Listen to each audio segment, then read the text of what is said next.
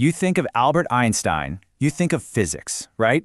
E equals mc squared, all that stuff. But what did he think about something even more basic? Like, what is logic? There's this great story about him that gets right to the heart of it. And the answer? Well, it's pretty surprising. So let's start there. What does logic even mean? I mean, we throw that word around constantly, but if you had to define it, it's kind of tough, right? And turns out that's the exact jam one of Einstein's students found himself in. So as the story goes, this student walks up to Einstein and basically asks him, "Hey, can you just tell me what logic is?" And Einstein, being Einstein, doesn't just give him some boring textbook definition. Nope. He decides to answer with another question, a riddle. Okay, here's the riddle he posed. He said, imagine two workers go into a chimney to clean it. When they come out, one of them has a dirty face and the other one has a clean face. So, which one goes to wash their face? Take a second. What's your gut reaction?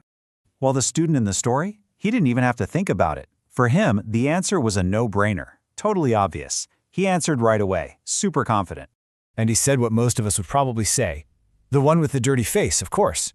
I mean, that makes sense, doesn't it? The guy who's dirty is the one who needs to wash. Seems logical. But then Einstein just looks at him and says simply, "Your answer is wrong." And boom, there's the first twist. Right there, he's forcing the student, and all of us really, to stop and second-guess that first easy assumption. Okay, so then Einstein explains his reasoning. He says the worker with the clean face is the one who goes to wash. Now, why on earth would that be? Well, think about it. The clean-faced worker looks at his buddy, sees a face covered in soot, and naturally assumes, wow, my face must be dirty too. But the dirty worker, he looks over at his colleague, sees a perfectly clean face and thinks, hey, I must be clean as well, so he does nothing. And the student is just blown away by this. It's this clever, counterintuitive answer that feels like a much deeper level of logic. He's totally on board now. He's like, okay, wow, that is true, and that is logical.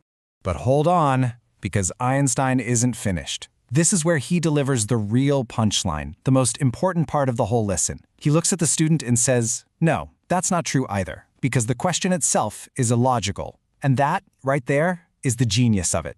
The whole point wasn't to find the right answer. It was to realize the question was wrong to begin with. So let's just back up and think about the setup for a second. How is it even possible for two guys to go into the same chimney, do the same job, and one comes out totally clean while the other is covered in soot? It can't happen, right? It's impossible. The whole scenario, the entire question, is flawed from the very beginning. And this little story is a perfect example of what's called a flawed premise in logic. Basically, it means that if the foundation of your argument, your starting point, is wrong, then everything you build on top of it is just worthless. It doesn't matter how smart or logical your steps are after that point. If the premise is broken, your conclusion means nothing. So you see, this isn't just a clever riddle to stump a student. What Einstein was really doing was teaching a huge lesson about critical thinking, about how we approach problems in the first place. And it gives us this really simple but powerful way to think. See, most of us, when we get a problem, what do? We immediately jump to step 2, find the answer. We're racing to a solution. But Einstein's whole point is that we're skipping step 1. And step 1 is to stop, take a breath, and really look at the question. Is this question even valid? Is the premise solid? And that's really the core of it all, isn't it? Think about how much time and energy we waste arguing about different answers, debating solutions, when the real problem might just be staring us in the face, baked right into the question we started with.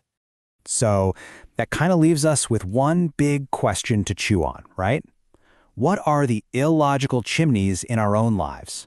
What are the fundamental assumptions at work, in our relationships, in the world around us that we just accept without ever thinking to ask, hey, wait a minute, does this question even make sense to begin with?